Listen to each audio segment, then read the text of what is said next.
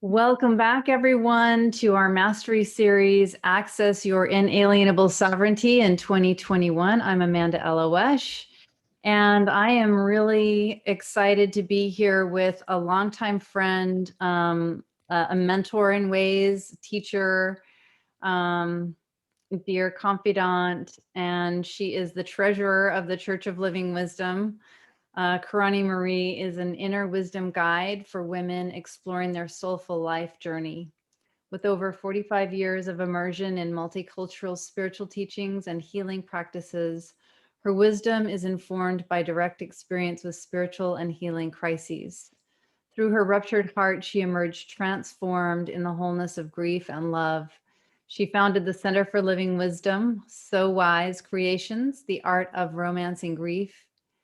She is the author of The Cycle of Life Journey and Emerging Woman, a rite of passage from shame to freedom. And she currently lives in Sedona, Arizona. And I will definitely bear my testimony that you are a true transformer of grief, and you are so willing to go in and look at your shadow and just be in the full rawness of it, like very few people I know. And that's one of the things that I most value about you, is that we've seen each other go through it and just be in the depths of our hardest shadow, and just witness each other in really profound ways. And so I just honor you so much. I'm so grateful for you, and I could just go on and on about all that you've brought into my life. But I'm just going to leave a little bit of mystery and hope that people follow you along for your journey and get to know you better after our conversation. But we're about to get some of the goods. Welcome. Thank you so much. I really appreciate your introduction, and also that you're holding space and created this wonderful mastery journey for so many people. It's been really exciting. It's been really inspiring, and so inspiring that I'm going to take it further, and I'll share with everybody at the end of our conversation today. And as we wrap things up later today, I'll be sharing how people can stay connected, because I'm like, well, this is not going to be over at the end of this week. No way. It's too good. Yeah. And I want to just acknowledge all of you who are here live on Zoom, and those who are joining in on Facebook, as well as those who will be catching this later in the recordings.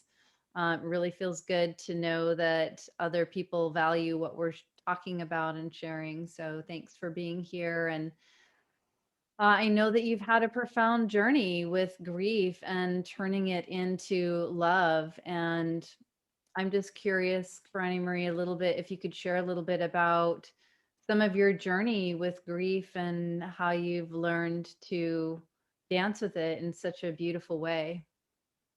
Okay, I'm happy to share that, because my journey in life has always been that the work that I've done in exploring being human and our consciousness and spirituality has always been, excuse me, an added ingredient has always been I've wanted to share that. I wanted, whenever I would experience something profound, awakening, heartfelt, I wanted others to have that experience, that there's this sense of unity in that field for me. And um, when I started to go through a rapid and intense year of loss, and from husband and homes and spiritual center and father and brother, and it was just nonstop for like 4 months. And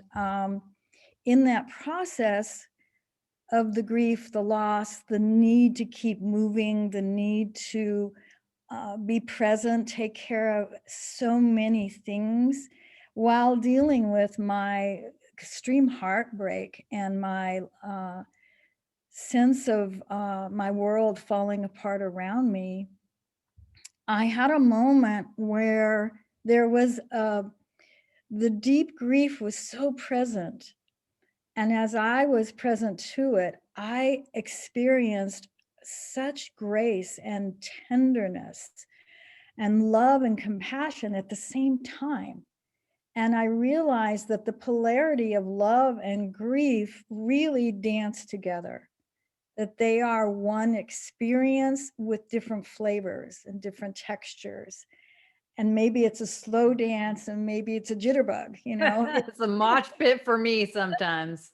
Right. And that's how life is, right? That no matter what we want, no matter how much we wish things were a certain way, what we get is what is. And the ability to be with it is where the treasure lies, where the true gift of life is, because that's where the alchemy happens and where the sacred story emerges within us and through us. So living with that and paying more attention to it and observing the movement, the dance, the rhythms, the layers, I came up with this term, and it was the art of romancing grief. And I thought, well, how can you romance grief? That's like an oxymoron, you know?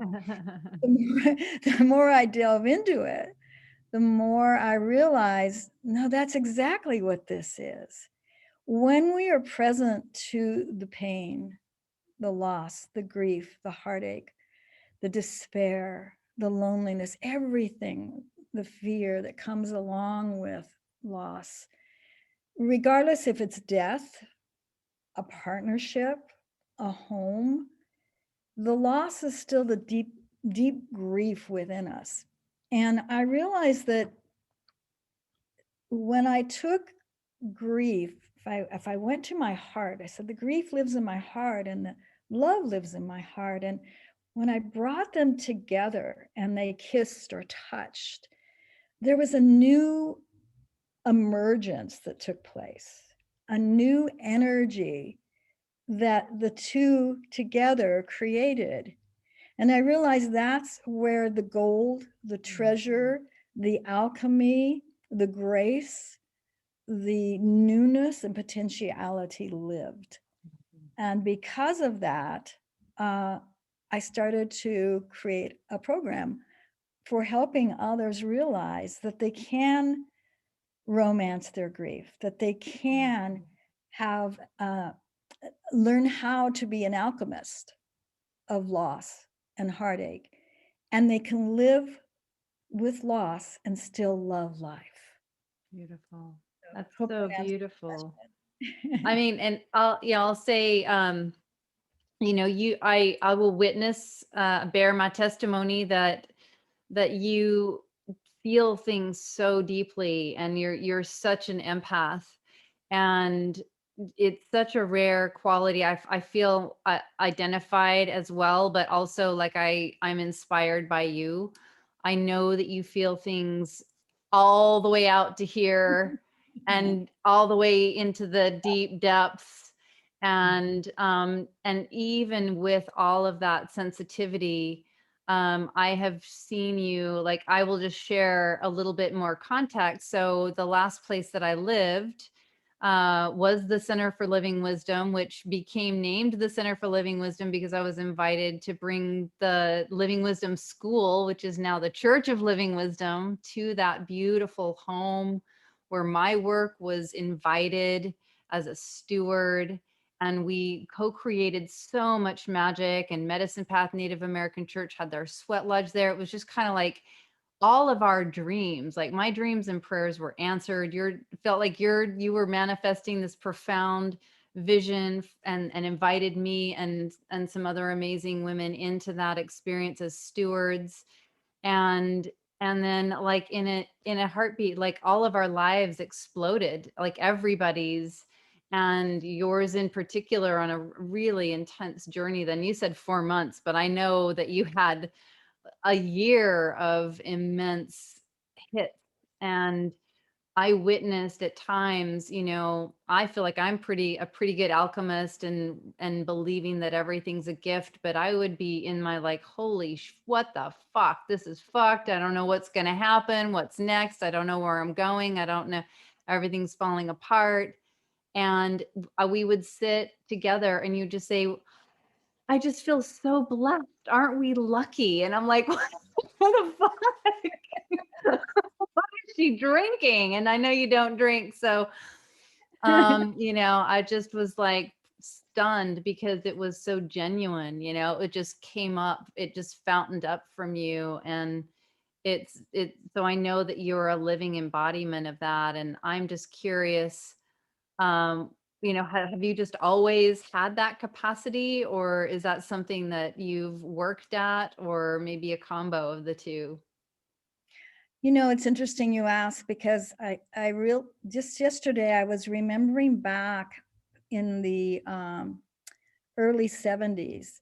One of my good friends who actually introduced me to the spiritual organization that took me to the next level of my evolution said to me, "You always see things from a positive point of view. How is that?" Because she would see what could go wrong and I would see what would go right.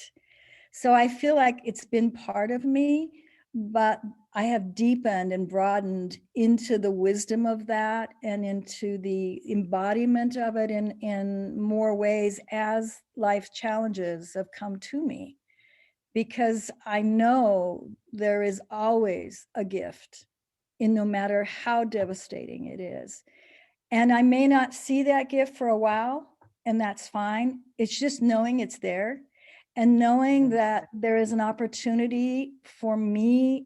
Really, the gift is the opportunity for me to become more intimate with life, more intimate with myself, and learn to not push things away or struggle with what's come my way, but to be present to the totality of that direct experience. Because like I said, in that is where I find the grace and the Hmm. potentiality. So Beautiful. yeah, great question. But Beautiful. I'm still working on it. I had surgery 10 days ago, and it's healing up fine.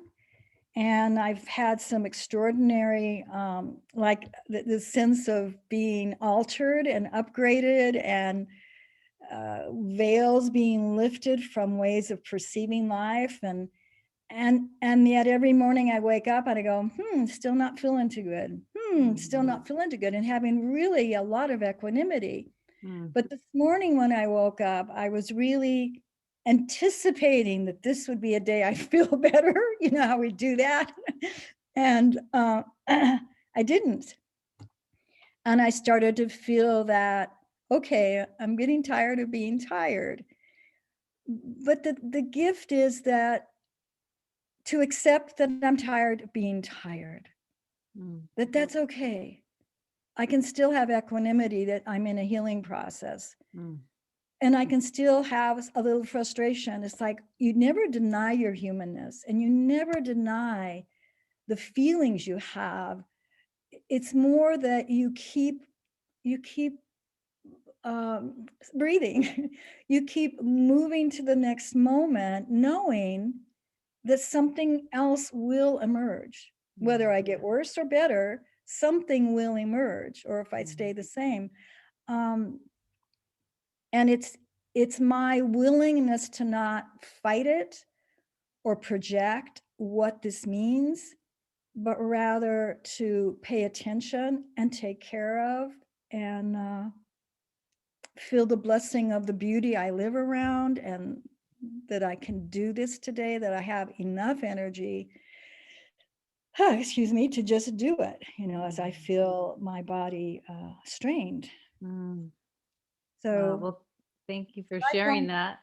And yeah. thanks for being here, even though you are low energy. And I do want to, I mean, we've been talking a lot this week with several of the presenters about the importance of rest and self-care. And so, I do want to keep it brief for the sake of letting you drop into restfulness and caring for yourself. But I know that, and I know that you're doing you've said you started a whole course. So I'd love for you to share a little bit with everyone about what you're doing so that they can stay connected with you. And if there's just one practice or one pearl of wisdom that you'd like to share with everyone, that would be really beautiful. I know you've got a whole workshop's worth. I just But one little bit for us to take away would be lovely. Okay, great. Well, the program that I created, The Art of Romancing Grief, The Alchemy of Heartbreak, is based on 3 layers of experience that we have around our losses. And they're layers that I discovered, so I'm sharing them. And it was just that before we can do anything, we want to acknowledge that we're in grief. And many times people don't realize that a lot of the symptoms they're having, whether it's being tired, depression, not digesting well, not sleeping well, anxiety, stress, frustration, lots of things that actually are reflective of unresolved or unfelt grief. And so the first layer is, let's identify this. Let's talk, share your sacred story about what has happened in your life that is a loss for you. And sometimes people are surprised to find out that things that they just brushed aside really were more impactful than they realized. So we start with that layer. Beautiful. Once people are witnessed, right? When you're witnessed, more changes, more happens, more opportunities are exposed. So once we've done that, and then we move to identifying where it lives in the body. How is it showing up for you? How is your body carrying this grief? So you can learn to tend to that as well. So those are the first 2 parts of understanding how grief has impacted you through sharing the story of it, feeling it in your body. So we do exercises around that and practices. And then the third aspect is where the alchemy comes in. The third layer of grieving, the grieving process of learning how to romance your grief. Because when you think about romancing, it's really tending to love, isn't it? Tending to the love toward someone, for someone, with someone. And so it's the same thing for your grief. How do I tend to that? How do I bring love to that? How do I bring relationship to that? How do I give it space and time? So those are the layers of then learning how to be the alchemist, how to actually hear the story, feel the experience, and then turn it into something new. And it's never, ever about minimizing, eliminating, walking away from, getting over grief. It's about relationship with. Beautiful. And the intimacy with. And that's what romancing is, being intimate with. So those are the 3 layers that we explore. And one of the exercises or one of the steps that we take in this is to, we'll do something with the body, just for each and every one of us right now, our body's experiencing something from this conversation. You could be hungry, you could be thirsty, you could be tired, you could be excited, you could be concerned, you could be aware of something you weren't aware of as far as grief. There's so many things that could be happening right now in your physical body.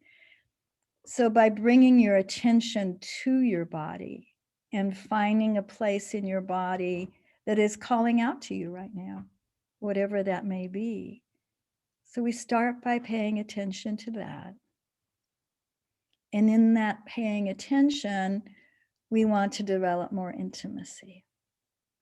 So we may look at it from a perspective of, first, where is it, and touching it.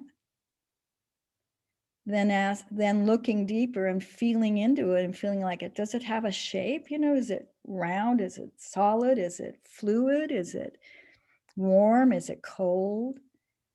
And then we can go into color and sound. And then maybe images will come. And then we start to give it a voice.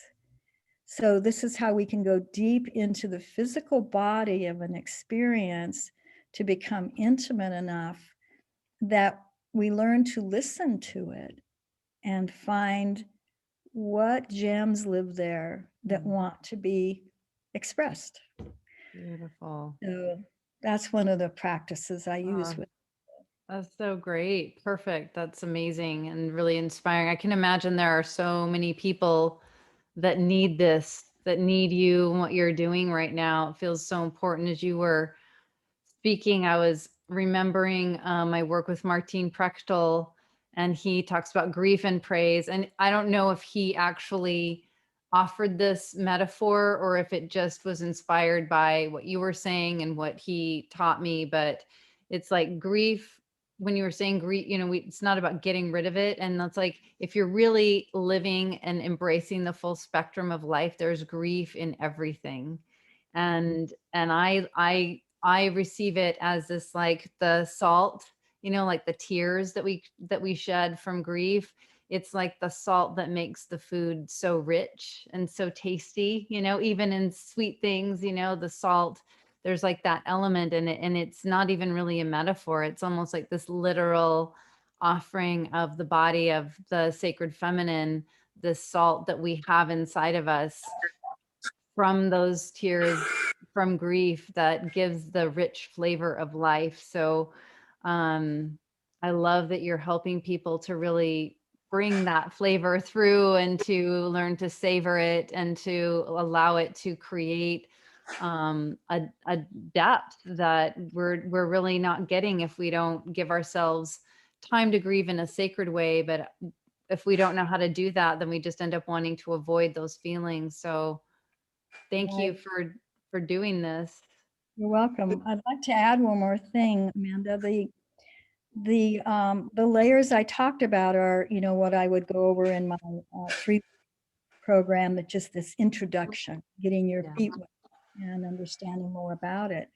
And then I have a 6-week where we go deeper, and then eventually a 12-week. And the idea is that once you are intimate and once you have a relationship with yourself, and you're learning to be the alchemist, which is to work with these energies in a way that you're experiencing the newness that comes out of that intimacy and that connection, that I'm serving people to bring forth out of that new energy something new to the world. Yes. And it can be any form. If you are a writer, it can be a poem, a short story, or a book you wanted to do. If you're an artist, a painting, a drawing, if you're a dancer, if you're a musician, it doesn't matter. It's like something new to the world that is tangible, that you see, that comes out of this new energy that you discovered for yourself out of this dance. Beautiful. So new dances are always being born, right? Just look, Making beauty out of grief. That I can't imagine anything more helpful right now for the planet. right. And you So, have yes, you're gonna say. oh no, go ahead. You have a free gift, and I just wanted you to, I'm going to put the link in the chat here for everyone who's on the Zoom right now to get it, and then I'll add it in later to the Facebook Live. But if you could tell everybody what it is that you're offering today. Right. I'm offering my ebook of my book, Emerging Woman, A Rite of Passage from Shame to Freedom. It's a 50-year odyssey of a woman's journey of discovering what we're talking about right now, discovering that other energy that comes out of challenges. So it's a story form, and lots of lessons and experiences and wonderful potentialities for life as things are collapsing and something new can emerge. So I hope you all enjoy it. And It's a yeah, very inspiring story. I've had the pleasure of reading it myself. good. Yeah. Yeah. Oh, My dear, thank you so much for sharing. It's always inspiring. I'm grateful I got you on my speed dial. yeah.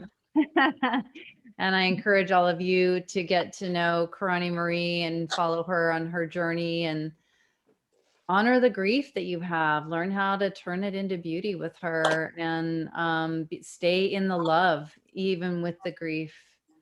Mm. Uh, so thank you again. Thank you to all of you who showed up live. And we'll be back in 35 minutes at 1 o'clock Pacific Standard. And I'll be wrapping up this series and sharing the 3 key values to be on the path of the sovereignness. And then also share what are your next best steps to stay on the path to sovereignty, and also sharing a little bit about what I was inspired to create to keep this momentum going. So I can't wait to share that with you. We'll take a break, integrate, make sure to sign up and get this gift from Karani Marie, and we'll see you back here in just a little over half an hour. Thanks again and get feeling better. Thank you so much, Amanda. That's your life. Bless your life, Karani Marie. Bye. See y'all soon.